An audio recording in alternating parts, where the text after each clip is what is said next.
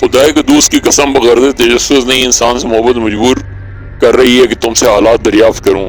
عمر میں تم سے کہیں زیادہ ہوں۔ بزرگوں کا کہنا ہے کہ کسی مشکل میں مشورہ کر لینا ضروری ہے، حل نکل آتا ہے۔ مجھے بتاؤ بچوں، حلیے سے مشکل کا شکار معلوم ہوتے ہو، کیا بات ہے؟ ہماری داستان طویل ہے، عشاء تک فراغت ہے، مجھے بتاؤ کیا پریشانی ہے؟ تمہارے نام کیا ہیں؟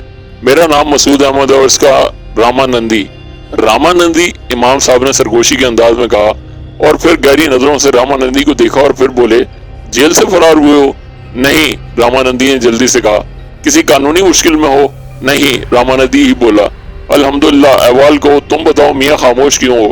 پہلے تم اپنے بارے میں بتاؤ۔ زبان کھل گئی، میں نے اول سے آخر تک داستان امام صاحب کو سنا دی۔ اس میں رامانندی کا پورا ذکر بھی آ گیا تھا۔ امام صاحب خاموشی سے سنتے رہے تھے۔ میرے خاموش ہو جانے کے بعد بھی وہ دیر تک خاموش رہے تھے۔ پھر رامانندی سے مخاطب ہو کر بولے، عزیزی، تمہاری داستان تو معلوم ہو گئی، مگر تم سجدے میں کیوں پڑے ہوئے تھے؟ تم کسے سجدہ کر رہے تھے؟ اسے جس کی آواز مجھے سنائی دے رہی تھی، وہ جس کا کہا آپ بھول رہے تھے، میں اسے سجدہ کر رہا تھا۔ میرے گناہوں نے بھگوان سے تو میرا رشتہ توڑ دیا تھا امام جی، مگر میں اس کی پناہ میں آنا چاہتا ہوں جس کی باتیں آپ لوگوں کو سنا رہے تھے۔ میں کالے دھرم سے نکل کر اس کے سائے میں آنا چاہتا ہوں۔ رامانندی نے روتے ہوئے کہا اور امام صاحب اٹھ کھڑے ہوئے۔ آؤ، انہوں نے کہا۔ رامانندی سہما سہما کھڑا ہو گیا تھا۔ میں بھی اٹھ کھڑا ہوا تو امام صاحب نے مڑ کر کہا، نہیں، تم یہاں رکو، تمہیں یہیں رکنا ہوگا۔ مسعود میاں، جانا نہیں یہاں سے، تم سے بہت سی باتیں کرنی ہیں، تم سے تاکید کرتا ہوں۔ یہ ناآشنا ہے، کہتا ہے بھگوان سے اس کا رشتہ ٹوٹ گیا ہے۔ ارے باولے، نام بدل لینے سے کچھ نہیں ہوتا، افکار نہیں بدلنے چاہیے، وہیں سے کفر کی سرحدیں شروع ہوتی ہیں۔ افکار بدل کر نام بدلو تو بری بات ہے، سچ کو کچھ بھی کہہ لو سچ رہتا ہے۔ آؤ، انہوں نے رامانندی کا ہاتھ پکڑا اور اسے مسجد میں لے گئے۔ میں ڈبڈبائی آنکھوں سے ان دونوں کو دیکھتا رہا۔ اپنے بارے میں اندازہ ہو رہا تھا وہ لام مذہب مجھ سے بہتر ہے، وہ اندر جا سکتا ہے، اور میں وہیں سر جھکائے بیٹھا رہا۔ بہت دیر گزر گئی، رات ہو گئی، پھر وہ واپس آ گئے۔ میں نے مسجد سے آنے والی مدھم روشنی میں دیکھا رامانندی کا لباس بدل گیا تھا۔ اس نے شاید امام صاحب کے کپڑے پہنے ہوئے تھے۔ اس کے ہاتھوں میں کھانے کے برتن تھے۔ کھانا کھا لو مسعود میاں، امام صاحب نے کہا، اور میں نے رامانندی کو بغور دیکھا۔ امام صاحب مسکرا کر بولے، ہم نے ان کا نام سرفراز رکھا ہے، خدا کے فضل سے مشرف با اسلام ہو گئے ہیں۔ اوہ، اور میں کھانا کھا لوں؟ کیا میرا کیا تعین ہے امام صاحب؟ کھانے کے بعد پوچھ لینا۔ نہیں، میں آپ کا حکم نہیں مان سکوں گا، میں نے آخری لہجے میں کہا۔ یہ تمہارے وجود میں کلبلاتی غلاظت بول رہی ہے، ایسا نہ ہوتا تو تمہارے دل میں حسد نہ پیدا ہوتا۔ خیر، میں تمہیں مجبور نہیں کروں گا۔ سنو، نا آگہی کی معافی ہے، اور جو آشنا ہوتے ہیں ان پر امانتوں کا بوجھ ہوتا ہے۔ اس نے ہندو گھرانے میں جنم لیا اور وہی سیکھا جو دیکھا تھا۔ تم نے بھی وہی سیکھا جو دیکھا تھا، اور تمہارا دیکھا وہ تھا جو مکمل تھا، تمہارا سنا وہ تھا جو حقیقت تھا۔ فرق صرف آشنا ناشنا کا ہوا۔ مساجد میں عالم دین کتابوں میں وہ بتاتے ہیں جو نجات کی سمت تعین کرتا ہے، اور جان کر بھٹکنا بدترین ہے۔ تم نے ملے سے منہ موڑا، بار بار ایک بار نہیں۔ جب تم اس پر بھروسہ کرتے تھے تو خود قدم کیوں بڑھائے؟ تمہیں تو سمت دی گئی تھی، اور وہی سمت تمہیں آگے لے جا رہی تھی۔ رخ بدل لیا تم نے، کوئی کیا کرے، بار بار رخ بدلتے ہو۔ اب انتظار کرو اپنی طرف چلنے والی ہواؤں کا، ہوا کے صحیح رخ کا اندازہ ہو جائے تو اس سے چل پڑنا۔ گویا اب میں تنہا ہوں؟ میں نے پوچھا۔ نہیں، تمہارے ساتھ توبہ ہے، سانسوں کی آخری حد تک، موت کے ہوش چھین لینے سے پہلے تک۔ اور میں صرف اتنا کہتا ہوں کہ تمہیں مایوسی نہیں ہوگی، ہاں قبولیت تک انتظار کرنا ہوگا۔ میں سکوت کے عالم میں کھڑا رہا، پھر میں نے آہستہ سے کہا، شکریہ، میں چلتا ہوں۔ کہاں؟ پتہ نہیں۔ کھانا نہیں کھاؤ گے؟ نہیں۔ کیوں؟ یہ برتن گندے ہو جائیں گے، ہم انہیں دوبارہ استعمال نہیں کریں گے۔ میں یہ نقصان نہیں کرنا چاہتا، میں نے کہا، اور امام صاحب خاموش ہو گئے۔ میں پلٹا تو رامانندی بے قرار ہو کر بولا، ایک منٹ مسعود، ایک منٹ، میں امام صاحب سے اجازت لے لوں۔ امام صاحب، میرے لیے کیا حکم ہے؟ اللہ کے احکامات کی تعمیل کرنا، بس، اس کے سوا کچھ نہیں۔ امام صاحب نے کہا، اور وہ کھانے کے برتن واپس لے کر اندر چلے گئے۔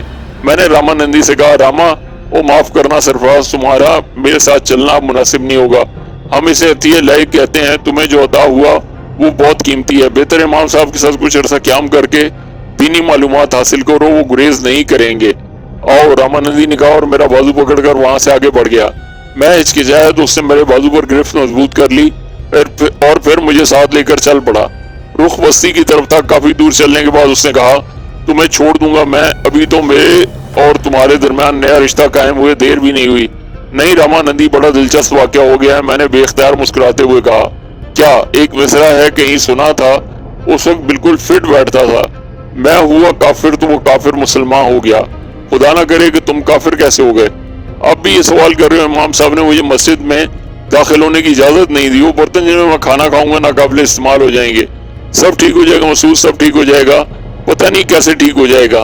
दीन की बात है, मैं कुछ नहीं बोल सकता, मगर दिमाग कुछ उलझता है। मैंने वो सारे कर्म किए थे जिनसे काला जादू आता है, गंदे और गलीज अमल। सही मानों में तो मैं मलच हूँ, जबकि तुमने ना काला जादू किया और ना उसकी ख्वाहिश की।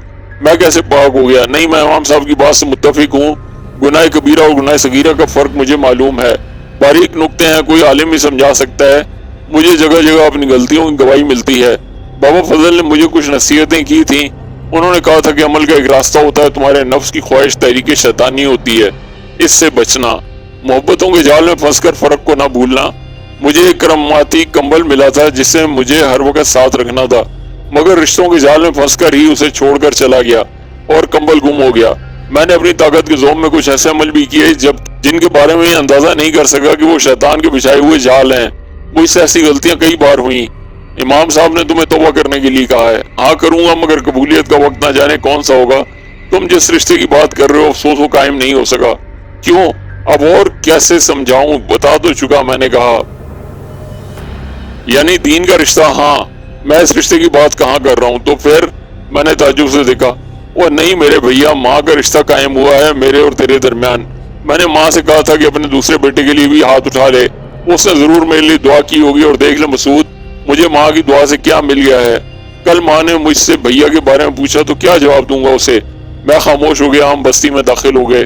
बाजार खुले हुए थे। एक नान भाई की दुकान पर बैठकर उसने खाना तलब किया और सरगोशी में मुझसे बोला, तुम्हें मेरी कसम मसूद खामोश रहना। मैंने खामोशी से खाना खा लिया था। अपनी कैफियत का अंदाजा खुद नहीं कर पा रहा था। क्या हो रहा है? मुझे शिकायत है, बगावत है, सदमा है, न जाने इस वक्त मेरी सोच क्या है। अब बस्ती छोड़ दें, क्या ख्याल है? रामानंदी बोला, न जाने कौन सी बस्ती है, कोई भी हो, क्या फर्क पड़ता है। रेलवे स्टेशन का पता पूछ लेते हैं, कहीं भी निकल चलेंगे। थकन हो गई है, रात गुजार लें, कल चलेंगे। जरूर, ठीक है।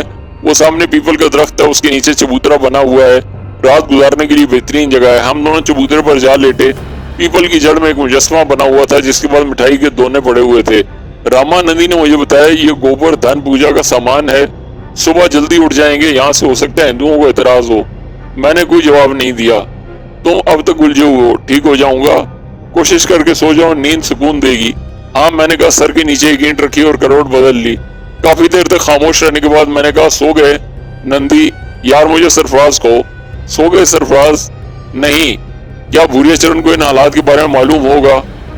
उस पर क्या असर होगा अल्लाह जानता है। मुझे अब बिल्कुल परवाह नहीं है। बड़ा सुकून मिला है मुझे मसूद, बयान नहीं कर सकता। भूरिया चरण का पदम मालूम है तुम्हें? ये क्या होता है? शनाख्ती निशान? मकड़ी? मैंने पूछा। हाँ, जहाँ मकड़ी को देख लो होशियार रहना, उसके बेर इसी शक्ल में होते हैं। हाँ, मेरा वास्ता पड़ चुका है, मैंने ठंडे सांस से कहा और फिर खामोश हो गया। आंखों में गनूदगी तैरने लगी थी। मैं आंखें फाड़ फाड़ कर नींद भगाने लगा। सो गया तो अपने मकसद में कामयाब नहीं हो सकूंगा। रामानंदी की गहरी गहरी सांसें सुनाई दे रही थी। कुछ देर के बाद उठा, रामानंदी को एक निगाह देखा और फिर बिल्ली की तरह दबे कदमों वहां से आगे बढ़ गया। बस्ती के बारे में मुझे कुछ मालूम नहीं था, बस मुंह उठाकर चल पड़ा और रफ्तार तेज रखी ताकि रामानंदी मुझे तलाश न कर सके। मैं उसके साथ नहीं रह सकता था। खुदा की देन थी, रामानंदी को बहुत कुछ मिल गया था। वो खुश नसीब था, मैं तो अब अपने नसीबों को भी नहीं रोक सकता था। सफर ही क्या था, बेमकसद चलत फिरती। मैं चलता रहा। जिस इलाके में पहुंचा वो इस कदर वीरान और हैबतनाक था कि कलेजा मुंह को आ जाए। रात होने लगी थी, शायद कोई तबाहशुदा बस्ती थी। जगह जगह ईंटों के ढेर, काले मोट वहीं बसेरा कर लिया। लेकिन जो ही चांद ने सर उबारा वहां जिंदगी फैल गई। पत्थरों ने इंसान उगल दिए, मगर सिर्फ नाम के इंसान। भयानक शक्लों के मालिक थे। उनके दरमियान एक औरत काली का रूप धारे चल रही थी। उनका रुख मेरी तरफ था और वो करीब आकर सजदे में गिर पड़ी और मैं चीख पड़ा, ऐ नापाक औरत, ये क्या जहालत है? इंसान को सजदा नहीं किया जाता। जे पूर्णा भगत, तू इंसान का है, तू पूर्ण देवता है। मैं पूर्ण जाप कर रही हूँ, मुझे ज्ञान दे। तू पूर्णिया हासिल करना चाहती है? अविश पूर्ण देवता, उसने सुर्ख जबान लपलपाते हुए कहा। तो फिर कोई ऐसा अमल कर कि मेरे कब्जे में जो पूर्णिया है वो तेरी हो जाए। हैं वो हैरत से बोली, क्या नाम है तेरा? महावती, महाराज काल की हूँ, पूर्ण भगत बनना चाहती हूँ। ये पूर्णिया मुझसे ले ले महारथी, मैं खुशी से तैयार हूँ। मैंने कहा। इसी अकल से एक मकरू सूरत बूढ़ा आगे आ गया। اس کے لیے آپ کو اپنے شریر میں دوڑتا ہوا خون سے دینا ہوگا مہاراج، اسی میں تو پورن شکتی ہے، میں تیار ہوں، میں نے کہا، اور بوڑھے نے خوشی سے کلکاری مار کر کہا، ماوتی تیرنا آج تجھے سنسار دینے کو تیار ہے، جلدی کر، چندرما نے واپسی کر لی تو ہاتھ ملتی رہ جائے گی۔ مجھے ایک پتھر کی چٹان پر بٹھا دیا گیا تھا، بوڑھے نے ایک مڑا ہوا خنجر ماوتی کو دیا اور وہ خنجر ہاتھ میں لے کر میرے گرد رقص کرنے لگی۔ اس کے بعد اس نے پہلا وار میرے بازو پر کیا اور خون کا فوارہ ابل پڑا، میرے وجود میں آگ دوڑ گئی، لیکن میں نے آہ نہ کی۔ دل میں سوچا، معبود حقیقی مجھے کفارہ ادا کرنے کی سکت عطا فرما، میں توبہ کرتا ہوں، مجھے ان زخموں کو برداشت کرنے کی قوت دے جو میرے وجود کو اس غلاظت سے نجات دلا دیں۔ چاروں طرف شور مچ رہا تھا، ماوتی نے میرے جسم پر درجنوں وار کیے اور میرا خون چوستی رہی، میرا وجود سن ہو گیا تھا۔ ماوتی سیراب ہو گئی، وہ میرے پاس سے پلٹی تو اس کے پاؤں زمین سے اوپر اٹھے ہوئے تھے۔ وہاں موجود بھیانک لوگوں نے نعرے لگائے، جے مہا پورنی، جے مہاوتی، مگر اس وقت میں نے بھوریا چرن کو دیکھا جو بگولے کی طرح وہاں پہنچا تھا۔ مہاوتی نے اسے دیکھ کر کہا، جے پدم شنکا، کیسے آنا ہوا؟ ارے او حرام خور کالکی، یہ کیا کیا تو نے؟ یہ دھوکہ کیا تو نے اپرم شر دیہاتیوں کو۔ کالی کلکتہ والی کا شر دھیان ہے مہاراج، جے مہاراج کالی، جیسے دے دے اس سے پوچھ تو اس نے یہ بوجھ خود سے اتارا ہے۔ بھوریا چرن نے غصے سے مجھے پیٹنا شروع کر دیا، لاتیں، گھوسے، تھپڑ۔ دیالو مہاراج، پورن شکتی دے دی اس کالکی کو تم نے، مگر بچ سکو گے مجھ سے؟ تمہیں تو میں نشٹ کر دوں گا۔ میں نے کہا، سہس پڑا، خدا کا شکر ہے مجھے غلیظ خون سے نجات مل گئی، مجھ سے نجات نہیں ملے گی۔ اس نے میرے گلے میں ایک زنجیر باندھی اور گھسیٹتا ہوا لے چلا، نہ جانے کب تک وہ میرے بے جان وجود کو گھسیٹتا رہا۔ میں حواس میں ہی تھا، پھر وہ خود ہی تھک کر رک گیا۔ ارے او مہان پرش، ذرا گردن تو اٹھا رے، بہت بڑا انسان ہے تو، بڑا دھرماتما ہے، اب بول کیا بیت رہی ہے؟ میں نے گردن اٹھا کر اسے دیکھا، بھوریا چرن کا چہرہ بگڑا ہوا تھا، میرے ہونٹ مسکراہٹ کے انداز میں کھنچ گئے۔ اس مسکراہٹ کو دیکھ کر بھوریا چرن اور آگ بگولا ہو گیا، بڑا بے غیرت ہے بھائی، نہ دیکھے حالت بکٹ ہے اور دانت نکال رہے ہیں۔ میرے دین میں سے صبر کہتے ہیں بھوریا چرن، چنتا مت کر بچہ، سارا جیون صبر ہی کرنا پڑے گا، مجھ سے زیادہ تیری حالت خراب ہے بھوریا، لات دوں گا جبڑا ٹوٹ جائے گا، زیادہ بک بک مت کر، کوئی نہ بچا سکے گا اب، نہ تیرا دھرم نہ بیر، سب کچھ دے دیا اسے باپ کا مال سمجھ کر۔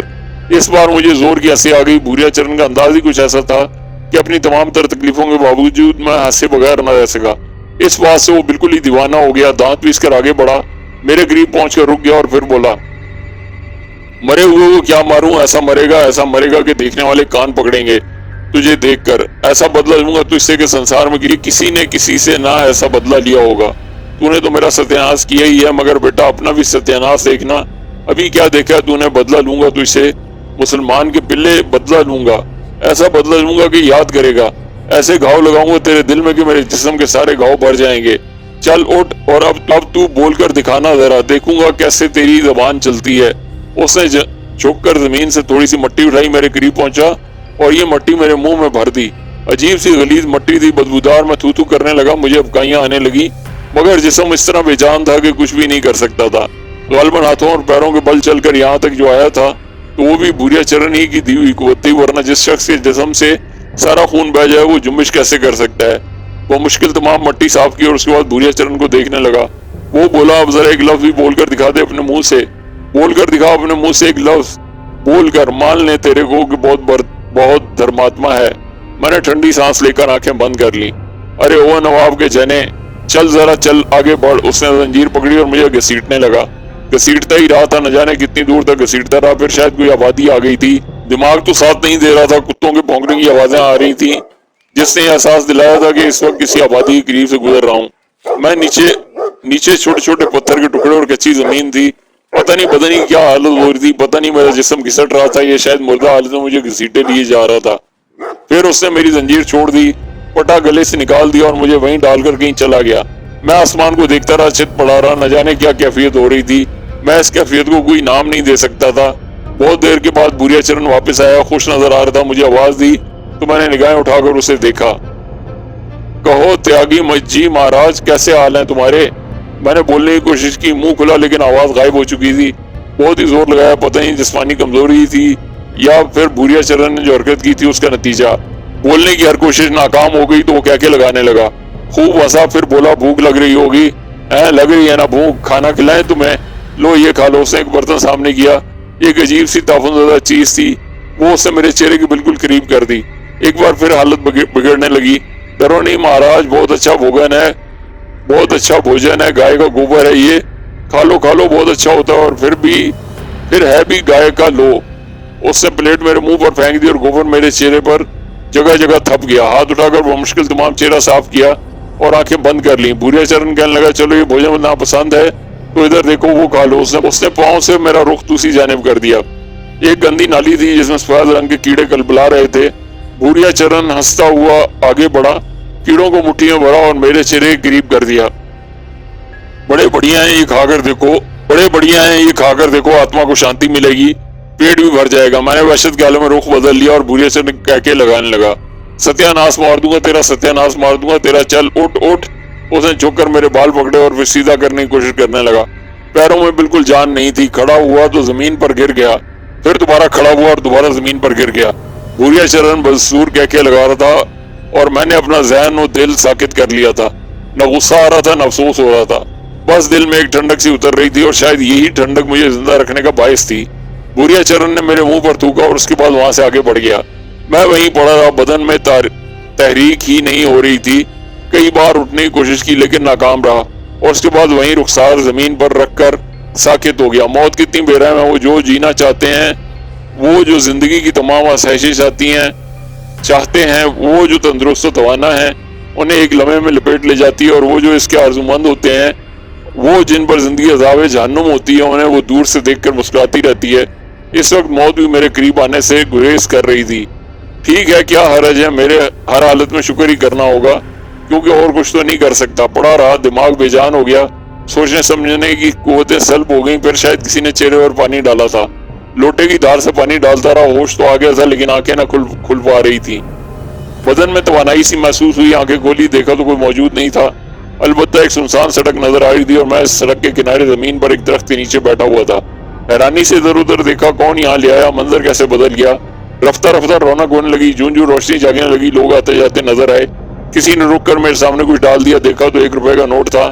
میں نے پھیکی سی مسکراہٹ کے ساتھ آنکھیں بند کر لی. پھر کوئی اور آیا اور میری گود میں کچھ رکھ گیا. ٹٹول کر دیکھا تو 2 پوریاں اور ان پر رکھی ترکاری تھی. یہ میری ضرورت تھی.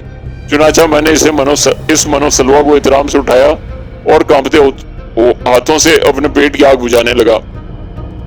اس نعمت کو کھا کر میں نے آنکھیں بند کر لی. دل نے خدا کا شکر ادا کیا. پیاس لگنے لگی تھی. پانی تھوڑے فاصلے پر نظر آ رہا تھا. غالباً میونسپلٹی کا نلکا تھا جس سے تھوڑا تھوڑا پانی بہ رہا تھا. بدن کو جنبش دی, پیروں سے کھڑا تو نہ ہوا گیا. گھسٹتا ہوا نلکے تک پہنچا, پانی پیا اور جسم آسودہ ہو گیا. ایک بار پھر پھل چکھ رہا تھا. ٹھیک ہے, کوئی حرج نہیں, سزا پوری ہونی چاہیے تاکہ جزا ملے.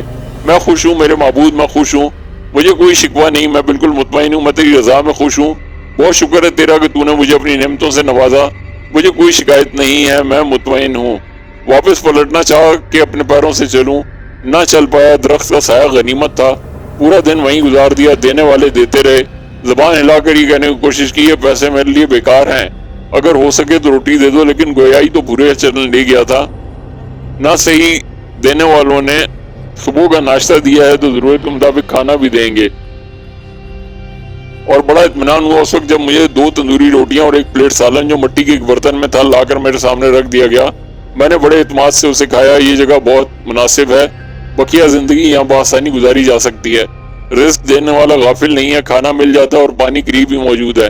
میں نے وہیں اپنا بسیرا کر لیا. نہ جانے کتنے دن گزر گئے, لیکن دنوں کا حساب وہ رکھیں جنہیں دنوں سے دلچسپی ہو. مجھے دن گننے سے کیا ملتا. داڑھی بڑھ گئی, بال بڑھ گئے, وقت نے شکل بدل دی, ہڈیاں ابھر آئیں, آنکھوں میں ہلکے پڑ گئے. صبر و سکون سے گزر بسر کرتا رہا. پاؤں بے جان تھے, قوت گویائی ختم ہو گئی تھی, گھسٹ گھسٹ کر چلتا تھا بس. لیکن اس دن صبر کا پیمانہ پھر چھلکا جب میں نے ایک ایسا منظر دیکھا جس نے میرا دل سینے سے نکال لیا. ابا جان تھے, ہاں بھلا انہیں بھول سکتا تھا. بینائی بھی ختم ہو جاتی تب بھی انہیں محسوس کر لیتا. لاغر ہو چکے تھے, خراما چلے آ رہے تھے. دیکھ کر بری طرح دل دھڑکنے لگا. ہاتھ اٹھا کر اشارہ کرنے کی کوشش کی, زبان سے انہیں پکارنا چاہا, رک گئے. مجھے دیکھا, جیب سے 1 روپے کا نوٹ نکالا, میرے ہاتھ میں تھمایا اور وہاں سے آگے بڑھ گئے. میں اس نوٹ کو دیکھنے لگا. انہیں آوازیں دینا چاہیے, نہ پہچان سکے تھے مجھے. یہ بھوریا چرن کا جادو نہیں تھا. یہاں دل کی گہرائیاں پکار رہی تھی کہ وہ میرے باپ ہیں, اس کے علاوہ کچھ نہیں ہے. نوٹ کو چومتا رہا, سینے سے بھینچ کر روتا رہا.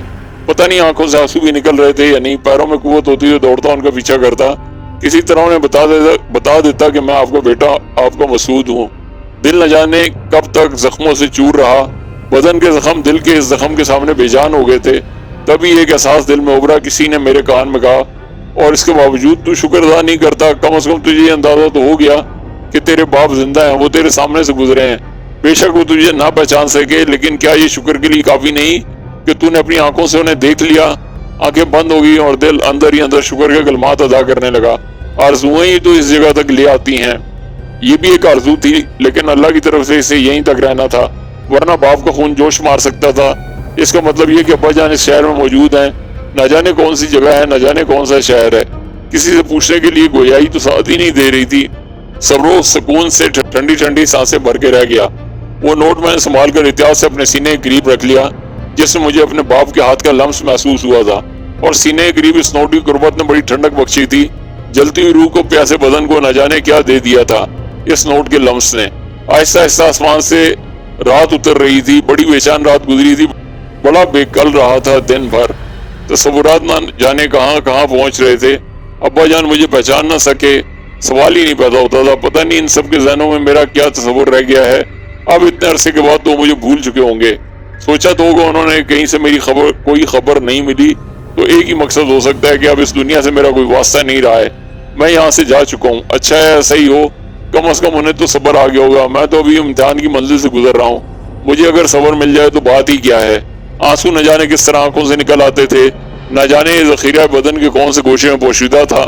پھر نیند نے آغوش مادر کا کردار ادا کیا اور اپنے وجود میں سمیٹ لیا۔ دوسرا دن معمول کے مطابق تھا۔ چلتے پھرتے انسانوں پر رحم کرتے ہوئے رزق عطا ہو جاتا تھا۔ ابھی تک اتنے دن گزر چکے تھے یہاں پڑے ہوئے، ایک رات بھی بھوکا نہیں سویا تھا، کبھی بے بسی سے بھوک سے ایڑیاں نہیں رگڑی تھیں۔ یہ معاملہ بھوریا چرن کا نہیں تھا، بلکہ یہاں رزق عطا کرنے والے نے میرے لیے حکم صادر فرما دیا تھا کہ بھوکا نہ رہوں۔ دوپہر کا وقت تھا، میں نے کچھ فقیروں کو بھاگتے ہوئے دیکھا۔ ایک میرے قریب سے گزرا اور رکا اور جھک کر بولا، ابے کیوں مر رہا ہے؟ یہاں بھاگ جا، پولیس فقیروں کو پکڑ رہی ہے، اٹھا کر لے جائے گی بیٹا اور ہڈیاں توڑ دے گی۔ ابے پھوٹ وہ آ رہی ہے کہہ کر وہ آگے دوڑ لیا۔ میں نے وحشت زدہ نظروں سے اس سے دیکھا جدھر سے وہ آ رہا تھا۔ در حقیقت تھوڑے فاصلے پر پولیس کے دو بڑے ٹرک کھڑے ہوئے تھے اور پولیس والے ڈنڈے لیے ادھر ادھر بھاگ رہے تھے۔ جو فقیر ان کے ہاتھ لگتا اسے بازوؤں سے پکڑتے اور ٹرک میں ڈال دیتے۔ میں نے صبر و سکون کے ساتھ یہ منظر دیکھا، نہ تو بھاگ سکتا تھا نہ کچھ اور کہہ سکتا تھا۔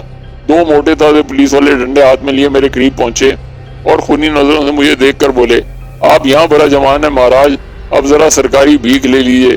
ابے اٹھیا لگاؤں ڈنڈا کمر پر۔ میں نے ہاتھوں کے بل آگے کھسکتے ہوئے انہیں اپنے پیروں کی جانب متوجہ کیا۔ دوسرا پولیس والا بولا، معذور ہے سالہ، چلو اٹھا کر لے چلو۔ انہوں نے بے دردی سے میری بغلوں میں ہاتھ ڈالے، میں نے پاؤں سیدھے کر کے زمین سے ٹکایا اور ان کے ساتھ گھسٹنے لگا۔ ٹرک کے قریب پہنچ کر انہوں نے مجھے 2-3 بار جھلایا اور پھر ٹرک پر پھینک دیا۔ فقیروں نے مجھے زور زور سے دھکے دیے اور اڑاتے ہوئے بولے، اندھے کے بچے دیکھتا نہیں ہم بیٹھے ہوئے ہیں۔ ابے سرک! انہوں نے لاتوں سے مجھے ایک طرف سرکا دیا اور میں سمٹ کر ایک کونے میں جا بیٹھا۔ کئی اور فقیر یہاں سے پکڑے گئے تھے، گالیاں دے رہے تھے پولیس والوں کو، برا بھلا کہہ رہے تھے، خوفناک بددعائیں دے رہے تھے اور پولیس والے ہنس رہے تھے۔ بیٹا اگر ان بددعاؤں سے ہمارے یہ حال ہوتا تو تمہارا یہ حال کبھی نہ ہوتا۔ اب چپ بیٹھو ورنہ ڈنڈے مار مار کے سر پھوڑ دیں گے۔ دو پولیس والے ٹرک پر چڑھ آئے اور اس کے ایک گوشے میں خود بھی بیٹھ گئے۔ ٹرک اسٹارٹ ہو کر چل پڑا اور میں اپنی نئی منزل کا انتظار کرنے لگا جو میرے لیے مخصوص کی گئی تھی۔ یہاں اس درخت کے نیچے جیسی بھی گزر رہی تھی بہتر تھی، پانی موجود تھا، غذا بھی اللہ تعالیٰ فراہم کر دیتا تھا، باقی سب کچھ اس کے اپنے اختیار میں تھا۔ لیکن نہ جانے یہ نئی جگہ کیسی ہوگی۔ دل ہی دل میں توبہ کی، جس نے یہاں زندگی عطا کی اور رزق پہنچایا، وہی قادر مطلق ہر جگہ موجود ہے، بھلا فکر کیوں کی جائے۔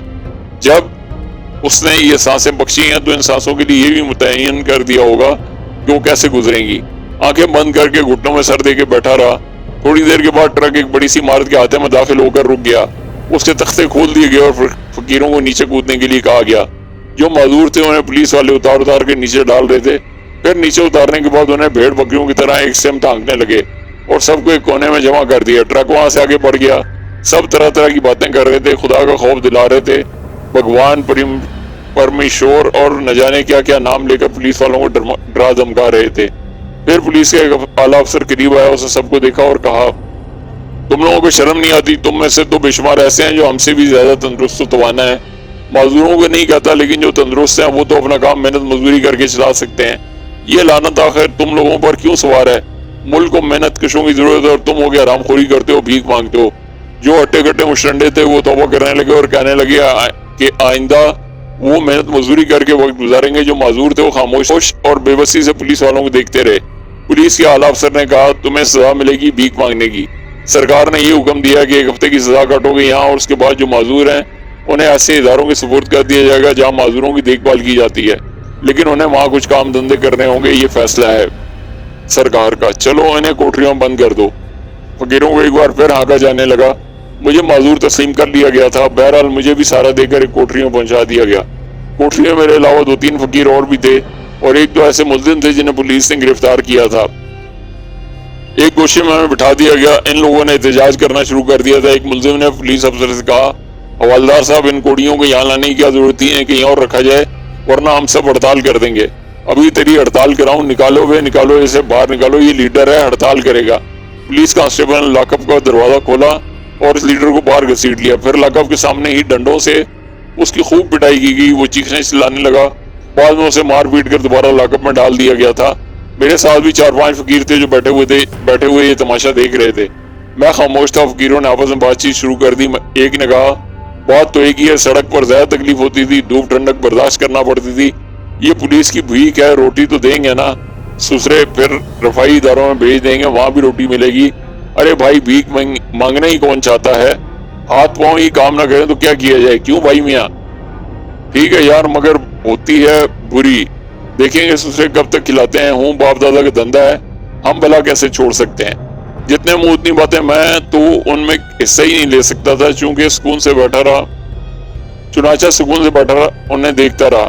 عجیب دنیا تھی، ایک انوکھا تجربہ تھا میرے لیے۔ وہاں اس درخت کے نیچے تنہائی ہوتا تھا، لیکن اب یہاں اس نئی برادری سے واسطہ پڑا تھا، اور خوب مزے کے لوگ تھے یہ۔ رات ہو گئی، سارے کے سارے ایک دوسرے سے اپنا تعارف کراتے رہے، اپنی اپنی کہانیاں سناتے رہے، اور میں سن کر حیران رہ گیا۔ وہ معذور تھے، کسی کے ہاتھ نہیں تھے، کسی کے پاؤں مفلوج تھے، اور کسی کی کوئی بیماری تھی، لیکن زندگی ان کے لیے کسی طرح ان لوگوں سے کم دلکش نہیں تھی جو دنیا میں عیش و آرام کی زندگی بسر کرتے ہیں۔ وہ اپنی اپنی کمائی کے بارے میں بتا رہے تھے، اس کے بعد اپنے مشاغل کے بارے میں۔ ایک نے کہا یار میرے پاس تو ایک بڑی شاندار جگہ تھی، وہاں بیٹھ کر تو 150-200 روپے چٹکیوں میں آ جاتے تھے، اور کبھی کوئی صدقہ خیرات مل جائے یا زکوٰۃ دینے والا آ جائے تو سمجھ لو مزے آ گئے۔ پچھلے مہینے 5 فلمیں دیکھی اور بال بچوں کے لیے بڑے کپڑے بنائے۔ کم بختوں نے وہ جگہ بھی چھڑوا دی، مجھے خطرہ ہے کہیں اور کوئی اور نہ وہاں بیٹھ جائے۔ ابے سارے شہر میں ہی فقیر پکڑے جا رہے ہیں، کوئی اور وہاں کیسے جا سکتا ہے؟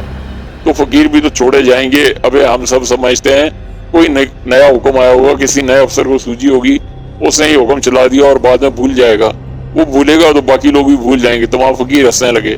شام ہو گئی، جھٹپٹے رات کی سیاہی میں تبدیل ہونے لگے۔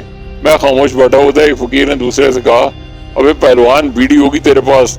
ابے میں خود مر رہا ہوں، پورا بنڈل پڑا ہوا تھا جیب میں، اٹھا پٹک میں نکل گیا کہیں، مارے گئے۔ اب کیا ہوگا؟ کوئی جگاڑ لگانی پڑے گی۔ پہلے پولیس والے بھی سارے کے سارے رام بھروسے ہوتے ہیں، چائے تک نہیں ملی، سارا دن نکل گیا۔ بیڑی کی طلب ہو رہی یار، ابے کسی کے پاس بیڑی ہے؟ سگریٹ پیو تو لے لو بادشاہ، بیڑی نہیں ہے؟ لا دے دے، ہفتے پر کی خوشخبری سنائی گئی ہے، مال احتیاط سے خرچ کرو۔ تیسرے فقیر نے باقی 2 کو ہوشیار کیا اور سگریٹ کے کش بڑی ترتیب سے لگائے جانے لگے۔ پٹنے والا ملزم کرا رہا تھا۔ 2 پارٹیاں ہو گئی تھی، ایک فقیروں کی تھی، دوسری جرائم پیشہ افراد کی، مگر کوئی کچھ نہیں بول رہا تھا، کیونکہ اب بولنے والے کی کرائیں ابھی تک سنی جا رہی تھی۔ رات کا کھانا دیا گیا، 2 روٹیاں، دال وغیرہ سب کھانے میں مصروف ہو گئے۔ لاک اپ کے سامنے رازداری میں ایک بلب روشن تھا، جس سے لاک اپ میں بھی روشنی پھیلی ہوئی تھی۔ کھانے سے فارغ ہو کر سب آرام کرنے زمین پر لیٹ گئے۔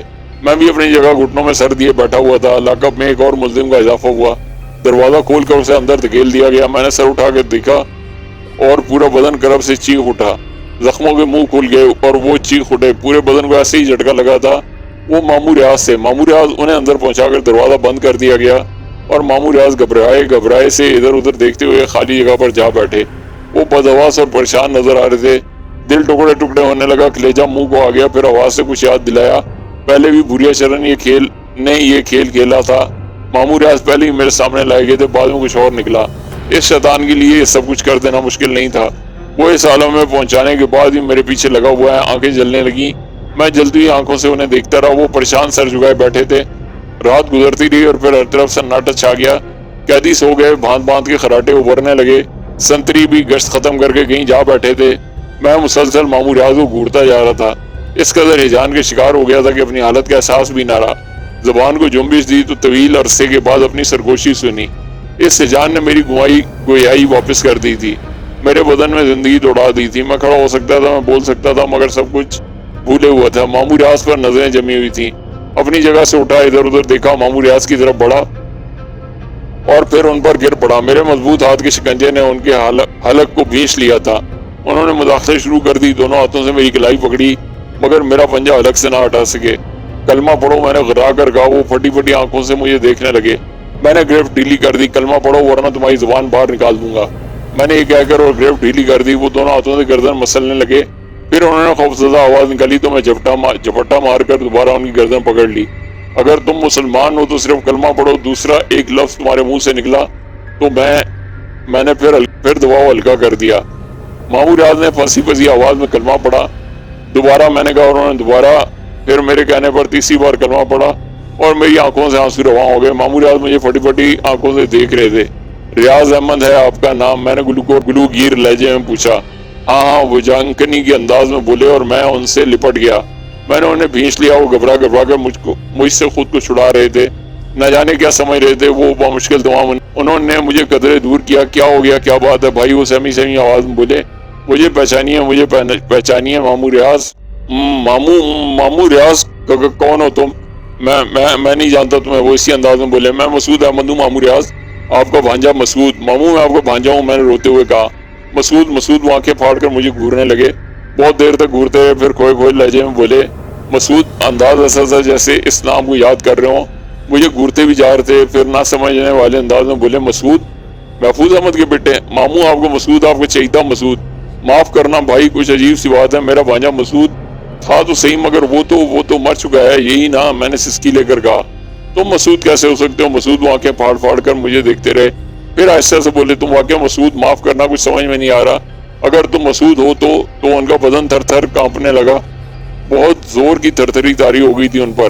ماموں میں مسعود ہی ہوں، میں ان سے لپٹ کر سسکنے لگا اور ماموں کانپتے رہے۔ یک ان کے اندر تغیر پیدا ہوا اور پھر انہوں نے بے اختیار مجھے بھینچ لیا۔ ان کے حلق سے گھٹی آوازیں نکلنے لگیں۔ مسعود آ میرے بیٹے، میرے وہ زاروں قطار رونے لگے۔ تم زندہ ہو مسعود؟ تم واقعی زندہ ہو؟ ہاں ماموں ریاض، جتنا زندہ ہوں آپ دیکھ رہے ہیں۔ یہ کیا اولیا بنا رکھا ہے بیٹے؟ کیا کر ڈالا تم نے مسعود؟ ہڈیوں کا ڈھانچہ بنے ہوئے ہو مسعود میرے بیٹے، یہاں ملنا تھا تمہیں، یہ زخم بھی لگانا تھا میرے کلیجے پر۔ سنبھالیے خود کو ماموں، خدا کے لیے سنبھالیے۔ کیسے سنبھالوں؟ ہزاروں آنسو رکے ہوئے ہیں میری آنکھوں میں، لاکھوں دعاؤں کا نتیجہ ہو، تم کیسے سنبھالوں؟ ضروری ہے ماموں، ضروری ہے، خدا کے لیے خود کو سنبھالیے۔ مسعود کیا بیت گئی ہم پر، اب تو عرصہ ہو گیا، اب تو تمہاری یاد بھی کھو بیٹھے تھے ہم۔ مسعود کیا کہوں، کیسے بتاؤں تمہیں میرے بچے، کیا گزری ہم پر، باجی پر کیا گزری ہے، سب پر کیا گزری ہے۔ ہم انسانوں کی طرح جینا بھول گئے تھے بیٹے، ہم ایسے نہیں جی رہے تھے جیسے دنیا والے جی رہے ہیں۔ میں نے اپنے لباس سے ماموں کے آنسو خشک کیے۔ ماموں بار بار میرا چہرہ سامنے کر لیتے تھے، مجھے دیکھتے تھے، پھر سینے سے لگا لیتے تھے۔ تمام فقیر اور قیدی مزے سے سو رہے تھے، کوئی ہم جیسا نہیں تھا۔ ماموں نے کہا، تم مسعود، کوئی ہماری زندگی پر یقین نہیں کرے گا، اگر میں کسی سے کہوں گا تو وہ مجھ پر ہنسے گا۔ ہاں ماموں، میں خود اپنی زندگی پر ہنستا ہوں تو دوسروں کا بھی یہی حال ہوگا۔ ہڈیوں کا ڈھانچہ بنے ہوئے وہ کہاں تھے، کیسی زندگی گزار رہے تھے؟ مجھ سے کچھ نہ پوچھیں ماموں، مجھ سے کچھ نہ پوچھیں، رات مختصر ہے، صبح بہت جلد ہو جائے گی، بعد میں نہ جانے کیا ہو، پہلے مجھے سب کچھ بتا دیں ماموں، مجھے یقین نہیں ہے کہ مجھے کچھ معلوم ہو سکے گا۔ کیا پوچھنا چاہتے ہو؟ امی حیات ہیں، اندھی ہو چکی ہیں، ہاں رو رو کر بینائی کھو بیٹھی ہیں، اب تو طویل عرصہ ہو گیا ہے، ہم تو اسی وقت سے برباد ہیں جب سے تم نے۔ ماموں خاموش ہو گئے۔ پھر کیا ہوا؟ پڑوسی خلاف ہو گئے، انہوں نے ہم پر گھناؤنے الزامات لگائے، یہ کہا کہ ہم سفلی علم کرتے ہیں، غیر مسلم ہیں، مرتد ہیں۔ ماموں جھگڑ پڑا اور اس کے ہاتھوں سے ایک قتل ہو گیا۔ ہماری کیا اوقات تھی، کیا کرتے؟ پولیس نے ہمارا پیچھا نہیں چھوڑا، عجیب سوالات کرتے تھے، مجھے 17 دن تھانے میں رکھا، تمہارے اور محمود کے بارے میں پوچھتے رہے کہ تم کہاں چھپے ہوئے ہو۔ ہم نے گھر چھوڑ دیا، اپنا رشتہ دار ماننے سے انکار کر دیا، وہاں سے نکال دیے گئے، کئی شہروں میں جا کر رہے۔ اور ماموں ایک اور المناک واقعہ ہوا۔ کیا؟ خورجے میں تھے ہم لوگ، گھر کے سامنے ایک اور خاندان رہتا تھا، انہوں نے شمسہ کا رشتہ مانگا، ہم کیا مزدہ بھلا کیا شادی بیاہ کر سکتے تھے، انکار کر دیا، اور ماموں نے سسکی بری، اور کیا، انہوں نے شمسہ کو اغوا کر لیا۔ پھر میں نے آنکھیں بند کر لی، دل میں شدید ٹسیں اٹھ رہی تھیں، ماموں بھی خاموش تھے۔ بہت دیر کے بعد میں نے کہا ابو ٹھیک ہے، ایک دکان پر نوکری کرتے ہیں آپ، میں بھی ایک اسٹور پر کام کرتا ہوں۔ اسٹور کے مالک کا بیٹا عیاش طبع مجھ سے رقمیں لے جاتا رہا ہے، حساب میں گڑبڑ ہوئی تو مالک نے مجھے غبن کے الزام میں گرفتار کرا دیا۔ آپ نے اسے اس کے بیٹے کے بارے میں نہیں بتایا؟ ہمیشہ ہی بتاتا رہا ہوں مگر لوگ کہاں مانتے ہیں۔ خدا ہی اس کے دل میں رحم ڈالے تو میری گلو خلاصی ہو جائے، ورنہ نہ جانے کیا ہوگا۔ میں خاموش ہو گیا۔ کچھ دیر کے بعد ماموں نے کہا اپنے بارے میں کچھ بتا دو، اتنا کچھ سن چکے ہوں گے میرے بارے میں کہ اور کیا بتاؤں، داستان اتنی لمبی ہے کہ جی ویسے کہ انکشاف کر دوں آپ کو خوشی ہوگی۔ کیا محمود کے بارے میں کوئی خبر ملی آپ کو؟ آج تک پتہ نہیں چل سکا، وہ بیرون ملک ہے، مجھے مل گیا تھا، ایک بھلے انسان کی مدد سے میں نے اسے بیرون ملک نکال دیا۔ یقیناً بعد میں اس نے آپ سے رابطے کی کوشش کی ہوگی لیکن آپ کو پتہ نہ پا سکا ہوگا۔ کیا سچ مجھ ایسا ہے؟ ہاں امی اور ابو کو یہ بات ضرور بتائیے گا، انہیں خوشی ہوگی۔ مسعود تم نہیں ماموں، میں شاید ابھی ان کی قدم بوسی کے قابل نہیں ہوں، شاید ابھی یہ سعادت میرے مقدر میں نہیں۔ تمہارے اوپر جو مقدمات تھے ان کا کیا ہوا؟ بہت سے مقدمات کے اضافے ہو چکے ہیں، فیصلے ہوں گے، سب کے فیصلے ہوں گے، اللہ مالک ہے۔ ان سے ملو گے نہیں؟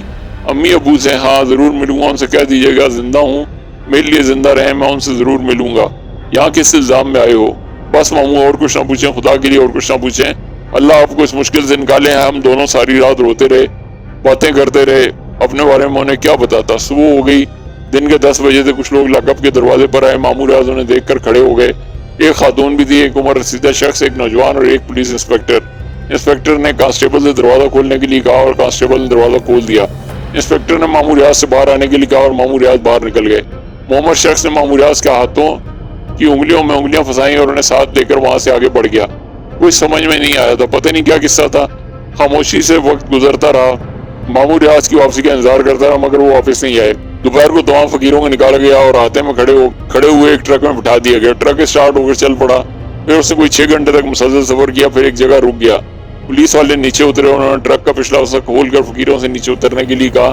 سب نیچے اترنے لگے مگر کچھ سمجھ میں نہیں آ رہا تھا، ویران اور لکودک جگہ تھی، دور دور تک ریتلی زمین اور اس میں اگی ہوئی تھوہر کی جھاڑیاں، پرندے اور دوسرے جانور بھی نظر نہیں آ رہے تھے۔ پتہ نہیں یہ لوگ یہاں لا کر ہمارے ساتھ کیا کرنا چاہتے تھے۔ فقیروں نے احتجاج شروع کر دیا اور چیخیں چلانے لگے۔ پولیس والوں نے ان میں چند کو ڈنڈوں سے مارا۔ ایک موٹا تازہ پولیس والا کہنے لگا شہر کا بیڑا غرق کر کے رکھ دیا ہے تم لوگوں نے، اب رہو یہاں بھوکے پیاسے اور جاؤ سیدھے جہنم میں۔ کم وقتوں سے کام کاج ہوتا نہیں ہے، اٹے کٹے مشٹنڈے ہو اور بھیک مانگتے ہو، بھیک مانگ کر ہماری حق تلفی کرتے ہو۔ پولیس والے ٹرک پر چڑھنے لگے۔ کچھ معذور فقیروں نے کہا بابا اللہ تمہارا بیڑا غرق کرے، واپس شہر پہنچنا نصیب نہ ہو، تمہارے ٹرک کا حادثہ ہو جائے۔ ارے ہم سے تو کچھ اور کہا تھا تم لوگوں نے، ارے یہاں کیا کریں گے ہم، تمہارا ستیاناش تمہارا ستیاناش۔ پولیس والے ہنستے ہوئے ٹرک پر چڑھ گئے اور ٹرک اسٹارٹ ہو کر آگے بڑھ گیا۔ واقعہ بڑا عجیب کام کیا تھا ان لوگوں نے، اس ویرانے میں تو بھوک اور موت کے سوا کچھ نہیں تھا۔ فقیر روتے پیٹتے رہے، پولیس والوں گالیاں سے نوازتے رہے، کچھ ادھر ادھر منتشر ہو گئے، ان میں سے کچھ فقیر اونچائی کی جانب بڑھنے لگے۔ پھر دفتن ان میں سے ایک نے کہا ادھر آبادی ہے، ہم آبادی سے زیادہ دور نہیں ہے۔ ارے چلو بھائیو، وہ کوئی مزار ہے، ذرا اوپر چڑھ کر دیکھو، بڑا سا جھنڈا نظر آ رہا ہے اور مزار کا گنبد بھی ہے۔ شوقین فقیر اس جانب دوڑ پڑے، بلندی تھی تھوڑی سی، وہ بھی اوپر چڑھے اور شاید اطلاع دینے والے فقیروں کی بات کی تصدیق ہو گئی۔ وہ سب ہنستے مسکرانے لگے، کہکے لگانے لگے۔ معذور فقیروں میں سے کچھ نے کہا ارے بھائیو اگر لمبا فاصلہ ہے تو ہمیں بھی اپنے ساتھ لے چلو، ہم وہاں کیسے پہنچیں گے، مزدوری کون دے گا؟ سودے طے ہونے لگے، کچھ نے کچھ کو اپنے کندھوں پر لاد لیا، جس کی مزدوری طے نہیں ہوئی تھی وہ خود ہی بلندی کی جانب گھسٹنے لگا۔ میں خاموش اپنی جگہ بیٹھا ہوا تھا۔ ایک فقیر نے جو سب سے آخر میں رہ گیا تھا میری طرف دیکھتے ہوئے بولا ابے تو نہیں چلے گا، ادھر یقیناً لنگر مل جائے گا، یہاں تو بیٹا کھانے کے لیے گھاس بھی نہیں ہے۔ میں نے مسکرا کر اسے دیکھا اور کہا تمہارا شکریہ بھائی، چلا جاؤں گا، میرے تو پاؤں ٹھیک ہیں۔ فقیر نے شانے ہلائے اور بلندی کی جانب بڑھ گیا۔ میرے دل میں کوئی تجسس پیدا نہیں ہوا تھا، شام جھکتی چلی آ رہی تھی، ہوا میں خونکی پیدا ہونے لگی تھی۔ میں سوچنے لگا کہ اب مجھے کیا کرنا چاہیے۔ بدن لاغر تھا، ہاتھ پاؤں بے شک سلامت تھے، لیکن اتنی جان نہیں تھی کہ کوئی طویل فاصلہ طے کیا جا سکتا۔ بدن کا خون نکل جانے کے بعد اب تک ایسی نکات بدن پر طاری تھی۔ بہرحال شام کے جھٹپٹے رات کی سیاہیوں میں تبدیل ہونے لگے۔ کچھ فاصلے پر 2 عجیب سے کالے رنگ کے مڑے توڑے پھل سے پڑے ہوئے تھے، پتہ نہیں کیا شاید تھی۔ آہستہ آہستہ آگے بڑھا، اٹھایا، ٹٹول کر دیکھا، پھر ان میں ایک پھل کو توڑا، کوئی صحیح اندازہ نہیں ہو سکا کیا چیز ہے، پھینک دیا اور اس کے بعد ٹھنڈی سانس لے کر تھوڑا سا آگے بڑھ گیا۔ بلندی پر پہنچ کر میں نے بھی کافی فاصلے پر اندازے کے مطابق 2-2.5 فرلانگ پر آبادی دیکھی۔ غالباً کوئی مزار ہی تھا، قرب و جوار میں مکانات وغیرہ نظر نہیں آ رہے تھے، لیکن روشنیاں تھیں، عمارت بنی ہوئی تھی اور اس کے اطراف میں اچھے خاصے لوگ موجود تھے۔ تھوڑے تھوڑے فاصلے پر کچی پکی قبریں بھی نظر آ رہی تھیں، پتہ نہیں کون سا علاقہ تھا، غالباً بہت بڑا قبرستان تھا، زائرین کی گاڑیاں وغیرہ بھی کھڑی نظر آ رہی تھیں۔ وہ فقیر جو یہاں سے گئے تھے شاید یہ فاصلہ طے کر کے مزار شریف تک پہنچ گئے تھے، کیونکہ اس جگہ سے وہاں تک کے راستے میں اب کوئی نظر نہیں آ رہا تھا۔ میں نے ایک گہری سانس لی، اس علاقے کے بارے میں واقعہ کوئی اندازہ نہیں ہو سکا تھا۔ چلو ضرورت مندوں کا کام تو بن گیا، مجھے تو بھوک بھی نہیں لگی تھی، وہیں ایک پتھر ٹیک لگا کر بیٹھ گیا۔ دور جگمگاتی بھلی روشنیاں بھلی لگ رہی تھیں، پھر ہوا کے دوش پر تیرتی ہوئی اذان کی آواز سنائی دی، اللہ اکبر اللہ اکبر۔ جل شانہ میرے منہ سے بے اختیار نکل گیا، دل میں ایک بھوک سی اٹھی، اذان کی تکرار کرنے لگا، روحانی سکون محسوس ہوا تھا، دنیا کی ہر نعمت زیادہ لذت انگیز تھا۔ اذان ختم ہو گئی، پتھر کا سہارا لے کر کھڑا ہو گیا، آنکھوں سے آنسو رواں ہو گئے، ہچکیاں بند گئیں، لرزتی ہوئی آواز نکلی، لڑکھڑاتی ہوئی غیر یقینی آواز میں نماز کی نیت باندھی، علم شریف کا تصور کیا، ذہن ساتھ دینے لگا، آیت یاد آتی جا رہی تھی، ہچکیاں بند گئیں، برسوں کا چھنا ہوا سرمایہ واپس عطا ہو گیا تھا، روح کو طہارت عطا ہو گئی تھی، رکوع سجدہ رو رو کر نماز پڑھتا رہا، سجدے سے سر اٹھانے کو جی نہیں چاہ رہا تھا مگر نماز پوری کرنی تھی، اعتماد بڑھتا گیا، نماز مکمل کر لی، بدن تھا کہ آگ کی طرح تپ رہا تھا، کسی کمزوری کا نام و نشان نہیں تھا، مسرت کی لہریں اٹھ رہی تھیں، مجھے میرا سرمایہ واپس مل گیا، مجھے میرا سرمایہ واپس مل گیا، اور کچھ نہیں چاہیے تھا، اسی جگہ پر بیٹھا رہا، عشاء کی اذان ہوئی اور نماز کے لیے کھڑا ہو گیا، رات ہوتی جا رہی تھی، پھر نہ جانے کیا وقت ہو گیا، پلکیں جڑنے لگیں، وہیں لیٹ گیا، آنکھیں بند کر لیں، سردی بہت بڑھ گئی تھی، بدن سکوڑ لیا، نیند آ گئی، غالباً نیم غنودگی کی کیفیت تھی کہ کچھ آہٹیں سنائی تھیں،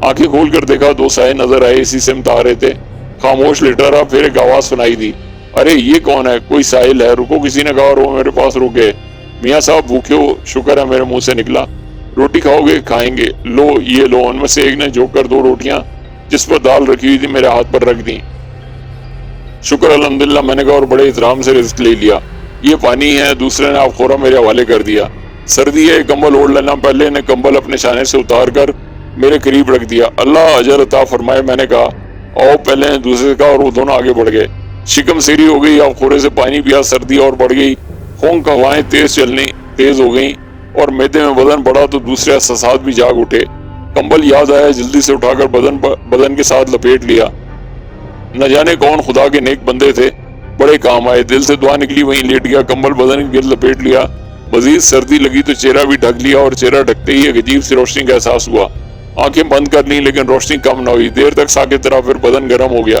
کمبل نے سردی سے نجات دلا دی، ماموں ریاض یاد آئے، نہ جانے وہ کون لوگ تھے اور ماموں کو کہاں لے گئے تھے، منظر آنکھوں کے سامنے گھوم گیا، محمد شخص نے ماموں ریاض کی انگلیوں میں انگلیاں ڈالتے ہوئے کہا آئیے، ماموں ریاض خاموشی سے ان کے ساتھ آگے بڑھ گئے، وہ لوگ انہیں لے کر انسپیکٹر کے کمرے میں آئے، بیٹھیے، انسپیکٹر نے کہا اور عورت اور لڑکا بیٹھ گئے، پھر محمد شخص بھی، انسپیکٹر نے ماموں ریاض سے کہا آپ بھی بیٹھے، جی میں، ہاں تشریف رکھیے، انسپیکٹر نرمی سے بولا، شکریہ، نجم الحسن آپ سے سخت شرمندہ ہیں، جی، ماموں ریاض حیرت سے بولے، جی ہاں، انہوں نے غلط فہمی میں اور جذباتی وغیرہ آپ کے خلاف رپورٹ درج کرا دی تھی اور اب انہوں نے یہ رپورٹ واپس لے لی ہے، حالانکہ پولیس کا کام ذرا مشکل ہوتا ہے لیکن نجم الحسن میرے دوست ہیں، میں نے ان کے لیے کچھ لچک پیدا کر لی ہے، میری رائے ہے کہ ریاض صاحب آپ بھی انہیں معاف کر دیں۔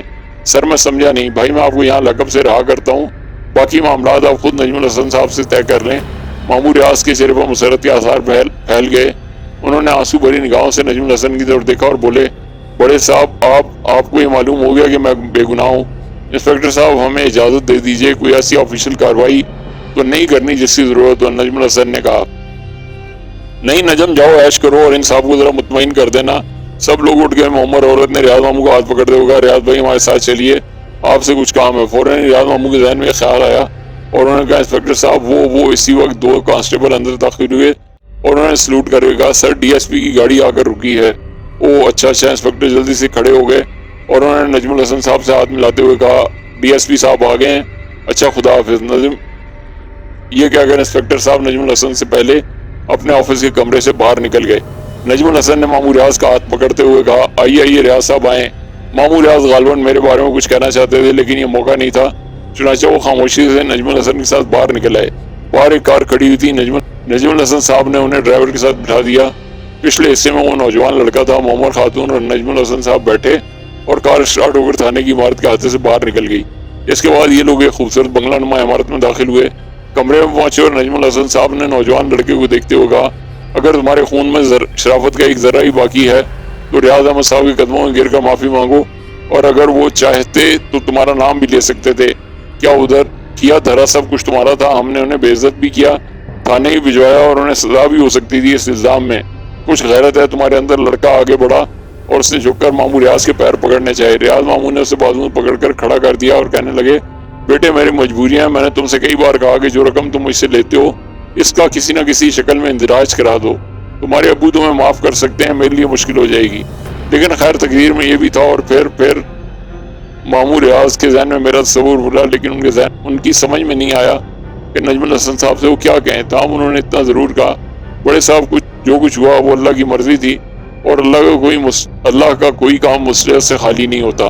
وہاں تھانے کے لاک اپ میں میری ملاقات ایک ایسے نوجوان لڑکے سے ہوئی تھی جو وہاں بند تھا، لیکن میرے اس سے ایسے رابطے ہیں کہ میں آپ کو بتا نہیں سکتا۔ آپ میرے اوپر اگر کوئی احسان کرنا چاہتے ہیں صرف ایک کام کر دیجئے میرا۔ ہاں کہیے، آپ نے وہیں کیوں نہیں کہا؟ ریاض صاحب انسپیکٹر میرا گہرا دوست ہے، آپ اسی وقت بتا دیتے تو میں اس لڑکے کو بھی چھڑا لیتا۔ کیا جرم کیا ہے اس نے؟ یہ تو مجھے نہیں معلوم، اس کا نام مسعود ہے۔ حلیہ میں آپ کو تفصیل سے بتا دیتا ہوں۔ ماموں ریاض میرا حلیہ دہرانے لگے۔ بالکل اطمینان رکھیں، میں کل ہی اس کے لیے کچھ کروں گا۔ آپ خلوص دل سے اسے معاف کر دیں، اور مجھے بھی جو کچھ ہوا غلط فہمی میں ہوا، میں دل سے شرمندہ ہوں۔ نجم الحسن نے کہا تقدیر میں جو لکھا ہوتا ہے وہ کسی نہ کسی شکل میں ضرور پورا ہوتا ہے۔ اللہ کا شکر ہے میری عزت بحال ہو گئی، دماغ میں غنودگی طاری ہو گئی اور پھر گہری نیند آ گئی۔ صبح اذان نے جگایا، ہڑبڑا کر اٹھ گیا۔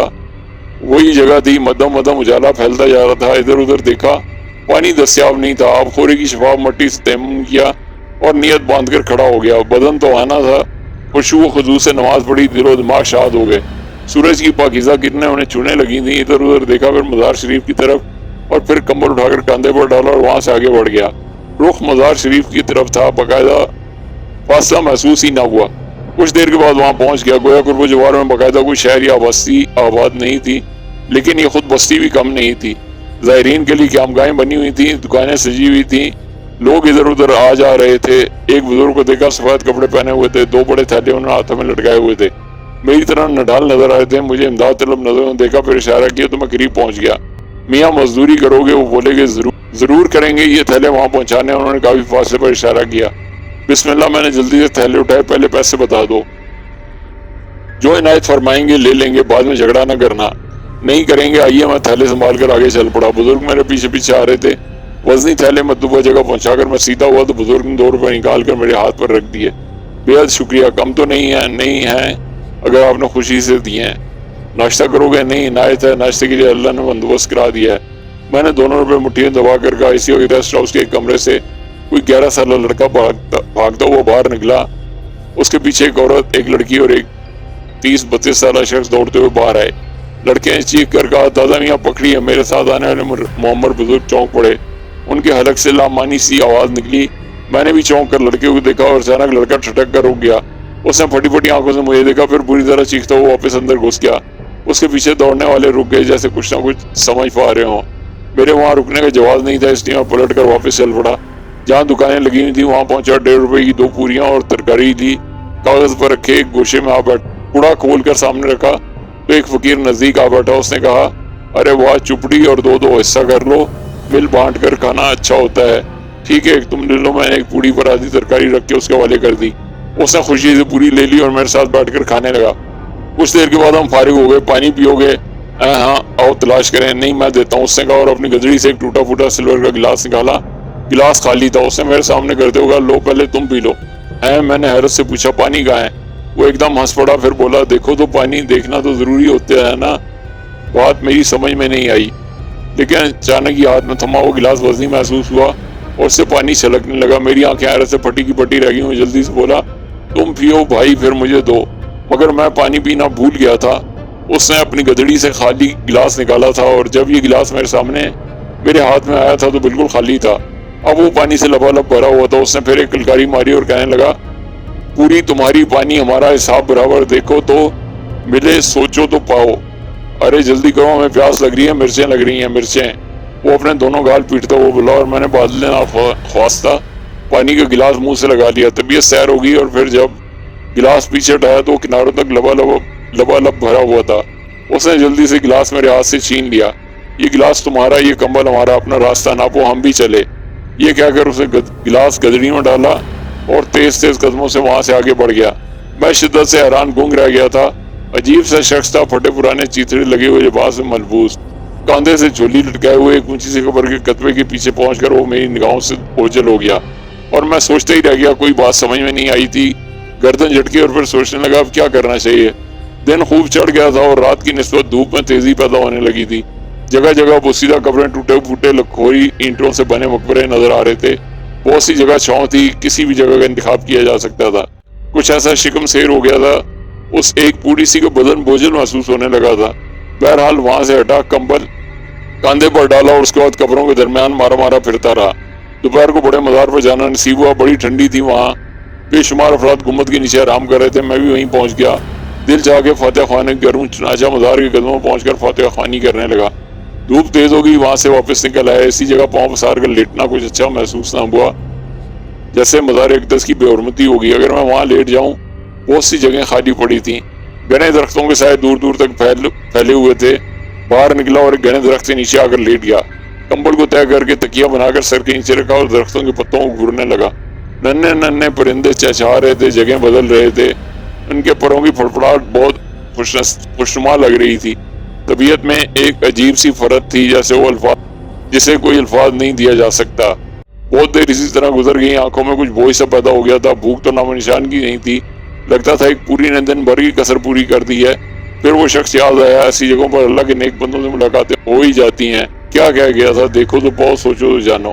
غور کرنے لگا اور یہی غور کرتے کرتے اچانک پچھلے دن کی باتیں یاد آ گئیں اور اچھل پڑا. مامور ریاض تھانے میں ملے تھے اور وہ لوگ انہیں لے گئے تھے. اس کے بعد کچھ علم میں آیا تھا. وہ کیا حیثیت رکھتا تھا, بالکل یوں لگتا تھا جیسے تمام واقعات میری آنکھوں کے سامنے گزرے ہوں. میں خود بھی ان میں شریک ہوں. یہ کیسے ہوا تھا, یہ کیا بات تھی, کچھ سمجھ میں نہیں آیا. بہت دیر تک غور کرتا رہا اور پھر گردن لا کر کروٹ بدل لی. مامور ریاض بیچارے, اگر جو کچھ بھی میرے ذہن میں آیا سچ ہے تو اس کا مطلب ہے کہ وہ مصیبت سے نکل گئے. سوال یہ پیدا ہوتا تھا کہ یہ سب کچھ ذہن میں کیسے آیا. ٹھنڈی ہواؤں نے آنکھوں کے پپوٹے بوجھل کر دی اور ہلکا سا سرور ذہن پر طاری ہو گیا تھا. لیکن سوچوں کے دائرے محدود نہیں ہوئے تھے. سوچوں کا عظیم سرمایہ محفوظ تھا. دماغ بوجھل ضرور ہو گیا تھا لیکن حاضر تھا. مامور ریاض کے دل میں ضرور ہوگا کہ میرے لیے کچھ کریں. ہر چند میں نے انہیں اپنے بارے میں کچھ نہیں بتایا تھا, لیکن اتنا جانتا تھا کہ وہ بھی دیوانے ہو گئے ہوں گے. اگر بڑے افسر نہ آ جاتے تو ہو سکتا ہے جو کچھ میرے ذہن میں آیا اس کے بعد بھی انہوں نے کچھ کیا ہو سکتا ہے انہوں نے گھر جا کر میرے بارے میں امی اور ابو کو بتا دیا ہو. کیا گزری ہوگی ان پر. مامور ریاض ٹوٹا پھوٹا سا گھر تھا, بوسیدہ کوارڈ جس پر ناٹ کا پردہ پڑا تھا, پلاسٹر کی دیواریں تھیں. دروازے کی دوسری طرف چھوٹا سینک برآمدہ جس میں تخت پڑا ہوا تھا. ایک کمرہ جس میں بائیں سمت غسل خانہ اور بیت الخلاء, دوسری طرف باورچی خانہ تھا. ابو اور امی تخت پر بیٹھے ہوئے تھے. امی کے سر کے بال سفید ہو گئے تھے. چہرے پر جھریاں پڑی ہوئی تھیں. آنکھیں بے نور تھیں اور وہ بار بار پلکیں جھپکا رہی تھیں. ابو اچھل پڑے. انہوں نے سرگوشی کے عالم کہا, ریاض آ گیا. امی اچھل پڑی. ہاں ریاض بیٹے. امی کی لرزتی ہوئی آواز ابھری, ہاں باجی میں آ گیا. کہاں ہے میرے پاس آ. ریاض میرے پاس آ. مامور ریاض امی کے سینے سے جا لگے. کیا ہوا تھا, مارا تو نہیں تجھے انہوں نے. تجھے مارا تو نہیں. امی مامور ریاض کو ٹٹولتی ہوئی بولی. ارے نہیں باجی, کوئی میں ڈاکو تھا, چور تھا, مارتے کیسے. ماموں نے ہنستے ہوئے کہا, اللہ تیرا شکر ہے, اللہ تیرا احسان ہے. کچھ کھایا ہے تو نے. پیٹ بھر کر کھایا ہے باجی, اطمینان سے بیٹھو. جھوٹ بول رہا ہے. سنیے, روٹیاں لے آئیے بازار سے, میں چائے بنا لیتی ہوں. روٹیاں لے آئیے باجی. میں نے کھانا کھا لیا ہے. اور کھائیں گے. ریاض ہم نے نہیں کھایا, کل سے نہیں کھایا. اوہو میں لاتا ہوں, آپ بیٹھیے بھائی جان, میں لاتا ہوں. مامور ریاض بولے, نہیں ریاض تو نہ جا بیٹے, کہیں پولیس دوبارہ نہ پکڑ لے تجھے. باجی پولیس کیوں پکڑے گی مجھے, آخر اسے دھوکہ ہوا تھا. بعد میں اس سب نے مجھ سے معافی مانگی. یہ دیکھیے نجم الحسن نے مجھے 500 روپے بھی دیے ہیں ہرجانے کے طور پر. تجھ پر اب الزام تو نہیں ہے. نہیں باجی, فضل الحسن بری صحبتوں میں پڑ گیا تھا, مگر وہ برا لڑکا نہیں ہے. جب اس سے معلوم ہوا کہ اس نے جو رقم غائب کی تھی ان کے الزام میں اس کے باپ نے مجھے گرفتار کرا دیا ہے تو وہ باپ کے پاس پہنچ گیا اور اس نے ساری بات بتا دی. نجم الحسن خود تھانے گئے. ان کی بیوی اور فضل الحسن بھی ساتھ تھے. انہوں نے مجھے چھڑایا, بڑی معافیاں مانگی ہیں. انہوں نے 200 روپے تنخواہ میں اضافہ بھی کر دیا ہے. اللہ تیرا شکر ہے. بھائی جان میں کھانا لے آتا ہوں. روٹیاں لے آ, میں چائے بنا لیتی ہوں. نہیں باجی, مرغی کا سالن لاؤں گا, محنت کے پیسے ملے ہیں. اور یہ آپ کو چائے بنانے کی کیا سوچی, کیا آپ پھر چولہا جلانے لگی ہیں. نہیں مانتی, مجھے بتاؤ میں کیا کروں. ابو بولے, خدا کے لیے باجی چولہے کے پاس نہ جایا کریں, پورا دوپٹہ جلا لیا تھا آپ نے, اللہ نے بچا لیا. اب بار بار ایسا تھوڑی ہوگا, جا کھانا لیا. امی نے مسکراتے ہوئے کہا. ماموں دروازے سے نکل گئے. پھر میں نے ان سب کو دسترخوان پر دیکھا. امی ہاتھ والے پنکھے سے پنکھا جل رہی تھی. اب یہ پنکھا رکھ دیں اور کھانا کھائیں. ابو بولے اوفو کھاؤ تم لوگ, مکھیاں بیٹھیں گی کھانے پر. ایک مکھی بھی نہیں ہے, رکھیے پنکھا, کھانا کھائیے. ماموں بولے ذرا دیکھیے بنی ہوئی مرغی کیا مزہ دے رہی ہے. کھا لوں گی نا, تم لوگ کھاؤ. امی بے اختیار رو پڑی. ابو اور ماموں کے ہاتھ رک گئے. ماموں نے کہا باجی کھا لوں گی میں, میرے پیچھے مت پڑو میرے پیچھے, پتہ نہیں میرے بچے. امی بلک بلک کر رو پڑی. رک گئے تم لوگ, نہ کھاؤ تو مجھے مردہ دیکھو. کھاؤ میں کہتی ہوں کھاؤ. امی ان کے ہاتھ ٹٹولنے لگی. ماموں ریاض نے کہا آپ سے تنہائی میں کچھ کہنا چاہتا تھا بھائی جان. ابو نے آنکھوں میں آنسو بھر کے انہیں دیکھا. آپ کے اور باجی کے سوا دنیا میرا کون ہے. آپ دونوں ہی قسم کھا کر ایک بات کہہ رہا ہوں, یہ رزق ہے میرے ہاتھ میں جھوٹ نہیں بول رہا ہوں, مگر اب سوچ رہا ہوں جو کہنا ہے باجی کے سامنے ہی کہہ دوں. بات کیا ہے. ابو نے آنکھیں خشک کر کے ماموں ریاض کو دیکھا. مسعود زندہ ہے, خیریت سے ہے, بس ذرا کمزور ہو گیا, حلیہ بدل رکھا ہے, داڑھی چھوڑ دی ہے. کہتا ہے کچھ مشکلات ہیں جن پر قابو پا لیا تو وہ گھر واپس آئے گا, اس کی فکر نہ کی جائے. کیا؟ ابو اچھل پڑے. آپ کی اور باجی کی قسم جھوٹ نہیں بول رہا, وہ زندہ سلامت ہے اور اسے محمود کے بارے میں معلوم ہے. ہمارا محمود بھی خدا کے فضل و کرم سے خیریت سے ہے اور ملک سے باہر چلا گیا ہے. اگر اس سے ہمارا پتہ معلوم ہوتا تو یقیناً وہ اب تک ہم سے رابطہ کر چکا ہوتا. ریاض تجھے اللہ کا واسطہ کلیجہ نکال لیا ہے تم نے. ہائے تم نے کلیجہ نکال لیا ہے. ارے تجھے خدا کا واسطہ بتا تو دے, خدا کا واسطہ بتا دے کہ دل رکھ رہا ہے یا سچ بول رہا ہے. امی نے جھک کر ماموں ریاض کے پاؤں پکڑ لیے. میں نے آپ دونوں ہی قسمیں کھائی ہیں باجی, اور بھی کچھ کر سکتا ہوں تو مجھے بتائیں. کہاں ملا وہ تیرے ساتھ؟ گھر نہیں آیا, تھانے کے لاک اپ میں تھا. ابو کے الگ سے روندی آواز نکلی. اللہ نے چاہا تو واپس آ جائے گا. نجم الحسن کل اپنے تھانے دار دوست سے مل کر اسے رہا کرا لیں گے. مجھے لے چلو ریاض, مجھے لے چلو, اپنے بچے کو چھونا چاہتی ہوں میں اسے چھونا چاہتی ہوں. امی روتے ہوئے بولی آپ نے اس طرح دل دکھا دیا باجی, ورنہ میں آپ کو ابھی کچھ نہ بتاتا. مجھے اپنی یہ خاموشی جرم محسوس ہوئی تھی. ہر قیمت پر آپ کو انتظار کرنا ہوگا بھائی جان. آپ غور کریں, اس پر قتل کا الزام ہے کہ جانے کس طرح اس نے اپنے آپ کو چھپایا ہوا ہے. پولیس کی یادداشت اتنی خراب نہیں ہوتی. سب یکجا ہو گئے تو کہیں تھانے دار کو ماضی یاد نہ آ جائے, پھر ہم کچھ نہ کر سکیں گے. امی کے منہ سے نکلا. ہاں باجی صبر کرنا ہوگا آپ کو. اللہ نے آپ کو ان دونوں کی زندگی کی خبر دی ہے. ایک دن ہم سے آپ بھی ملیں گے. کل نہیں. امی نے اثر سے پوچھا. سب کچھ اللہ جانتا ہے, وہی سب کچھ.